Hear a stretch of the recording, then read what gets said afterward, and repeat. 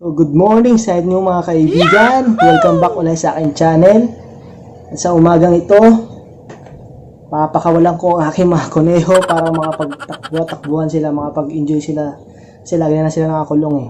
So after natin silang pakawalan, papakainin natin sila, bibigyan natin sila ng mga tubig. Yan.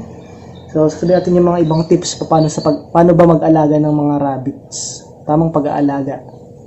So ito na, samahan niyo ako. At bago yan, mag-subscribe ka muna kung bago ka pa lang sa video na to. At paka-click na lang din ng notification bell para laging updated sa ating mga videos na i-upload. So yan lang.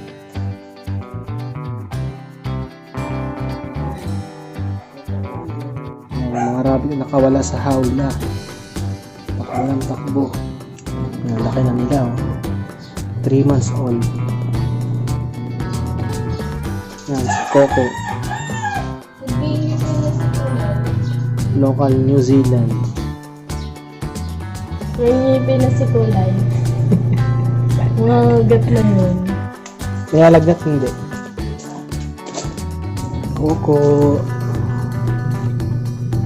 Coco. Sige, talon. Maligalig na rabbit. So, may sila kumain ng mga dahon, halaman, mga greens, forages. Ayan na. Ayan si Coco. At si Oreo. Ocho.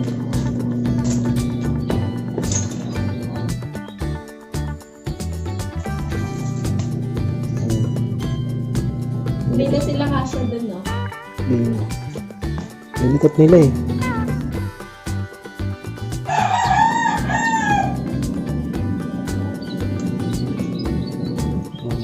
Mababait naman sila, maamo. Oh, huwag kayo din ha. Maamo na ni mami mo.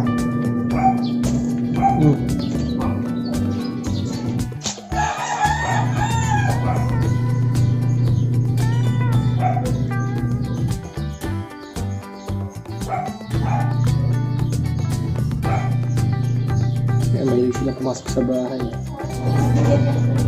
Gulat.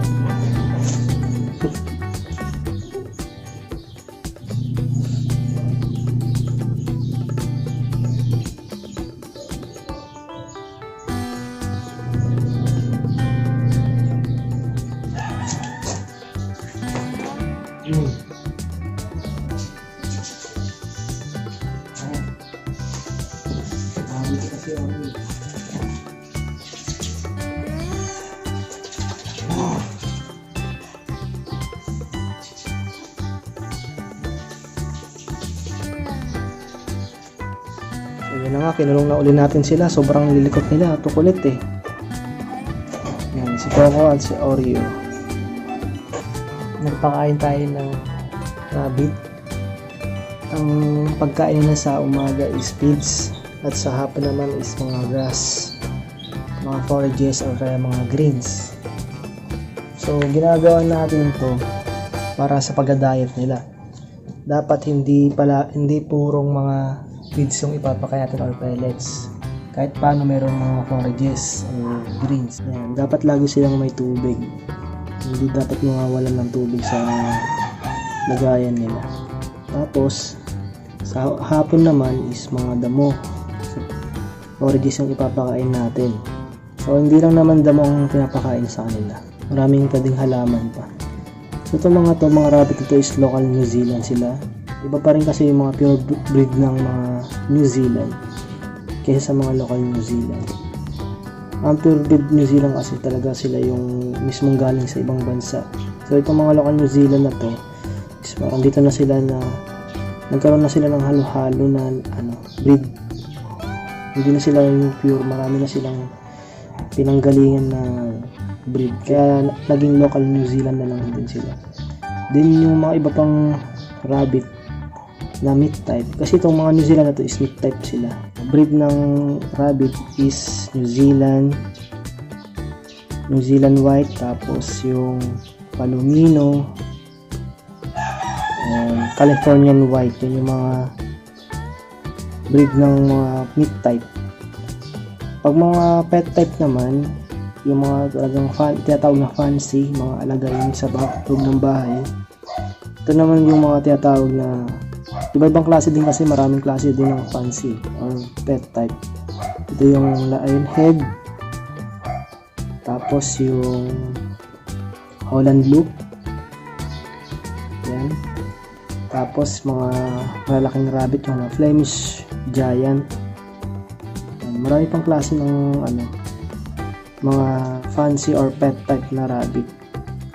So itong mga rabbit na to is pwede siyang gawing alternative pagkain pampalit sa manok o kaya sa baboy kasi high protein kasi siya, less cholesterol lang, hindi siya ganun kadami yung fat o yung taba. So actually kokonti lang, halos sa bandang batok na lang ata o ulo, unlike sa baboy saka sa manok. Then nire-required siya madalas sa mga cancer patient. Yan. Kaya karamihan sa mga ospital na may mga cancer is umu-order sila ng mga meat type na rabbit para ipakain sa kanilang mga patient. Kaya dito sa Pilipinas, hindi pa ganun kalaki yung sikat yung pagkain sa rabbit kasi hindi pa talaga sanay, hindi pa masyadong niyaan sa atin. Kasi nakasanayan natin na alagain lang talaga ang mga rabbit, pang pet type lang. Pero ito halos talaga yung ni-required ng mga lalo ng agriculture. Low maintenance lang siya. Hindi siya ganun kahirap alagaan. Hindi din siya ganun magastos. Kasi ang kailangan mo lang i-maintain sa kanya is water. Araw-araw kailangan hindi siya mawawalan. Tapos pwede mo rin siya pakainin ng pellets or feeds. Tapos walang masyadong sakit or nakakahawang sakit ang mga rabbit. Wala kang makikitang sakit na pwedeng mahawa sa tao. So yan yung dahil sa pag-aaral ng mga eksperto. Tapos saka sa mga rabbit na to, iniiwasan lang yung sa mga lugar na masyadong mainit kasi prone sila sa mga heat stroke. Hindi sila sanay sa init.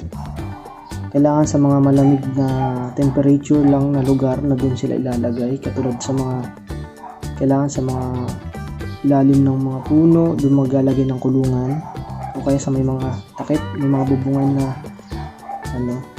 hindi masyadong mainit na lugar kasi hindi maiiwasan na magkaroon ng heat stroke ang mga rabbit.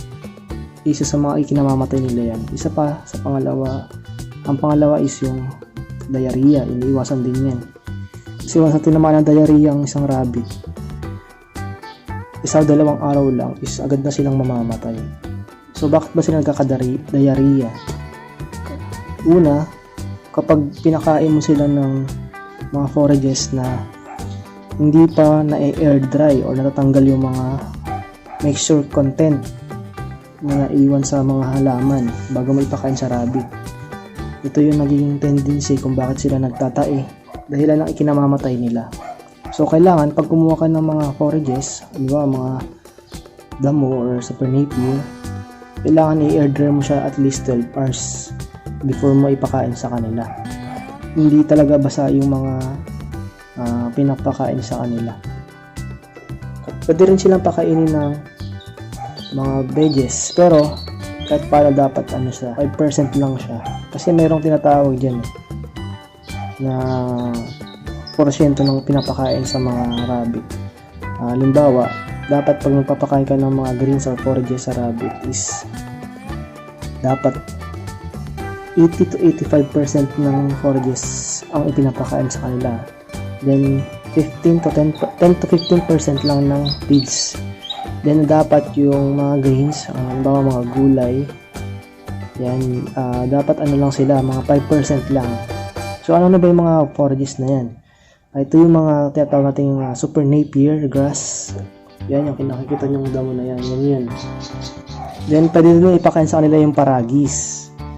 Pwede rin ipakain sa kanila ang daon ng saging. Yan. Pwede silang alternate lang para masanay sila na yun yung mga kinakain nila.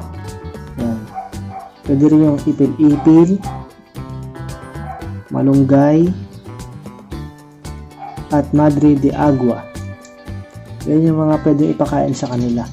So, dapat laging alternate lang yan para masanay sila na yun yung mga kinakain nila. Para at least kung mawalan ka man ng pagkukuhanan ng mga damo, mayroon kang ibang halaman na pwedeng ipakain sa kanila. Then sa mga gulay naman, pwede yan yung kangkong, talbos ng kamote, mga repolyo, pechay, lettuce. Yan, pwede sa kanila yan. Yan lang yung mga tips na sa pag-aalaga ng mga rabbits. Kailangan marunong talaga tayong mag-alaga ng maayos para dumami din sila. Sa madali lang talaga alaga ng mga rabbit. Hindi naman sila ganun kahirap. Ano lang sila? Basta lagi lang sila may pagkain. Yung katulad namang sinabi natin. I-maintain mo lang sa kanila yun.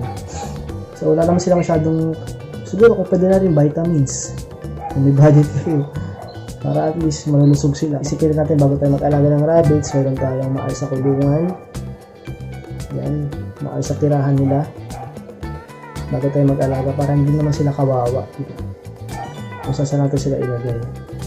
Then, isa pa, mayroon din tayo pagkukunan ng mga pagkain nila, yung mga forages, yung mga damo. So, pwede naman tayo matanim sa mga tabing bahay natin kung mayroon namang espasyo. Pero kung makukuha na kayo sa ibang lugar na malapit na sa inyo, pwede naman, kuha na lang kayo dun. Yun. Kaya kami, nag-alaga kami ng rabbit kasi mahilig talaga kami sa mga pets. Pero hindi lahat ng pets ay hilig namin. Sa akin, hindi lahat ng pets mahilig sa amin. Yan lang. Libangan na lang din namin para paano may nagagawa. Ganda rin mag-alaga ng rabbit kasi mabilis lang siya pagkakitaan. Mabilis siya magparami. Siguro mga 3 to 4 times siyang mga anak sa isang taon. Ang panganganak ng rabbit, ang bilang ng mga kids na anak nila ay pumapalo ng 6 hanggang 8. Ito yung mga meat type kung tawagin. Mas marami silang mga anak kumpara sa mga pet type. Mga fancy. Dapat pag mag-aalaga ka rin, dapat ka mag-aalaga ka is nag-research ka ng mga bagay na matututunan mo sa pag-aalaga para kahit paano mayroon kang guide sa pag-aalaga ng mga rabbits kasi hindi natin basta-basta alaga lang sila na ganyan kasi pwede rin silang mamatay agad kung natin sila maalaga ng maayos. Sa ang rabbit kasi tahimik lang eh. Sa mga nakakaalam dyan kung saan meron dito nag-aalaga ng rabbit sa Montalban, paalam nyo lang sa amin para at least makakuha ulit kami ng panibago i-breed. Kasi pares back yung mga rabbit na nalagaan namin. Wala silang kapares. Kaya mag-comment nyo lang dyan sa baba. Yun lang mga kaibigan. Shoutout nga pala dyan sa ating mga kaibigan sa Yellow Cab Techno Hub. Sila Sir Aldrin, Ma'am Joyce, sila Ma'am Lorna at iba pa nilang mga kasamahan. Shoutout din kay Brother Frederick Orante, kay Brother Edison Cabrera, kay Brother Frederick Brother Frederick Merchant. Shoutout sa inyo mga kabro. Ingat kayo palagi. God bless. So yun, salamat sa inyo. At huwag nyo kalimutan mag-subscribe sa ating channel.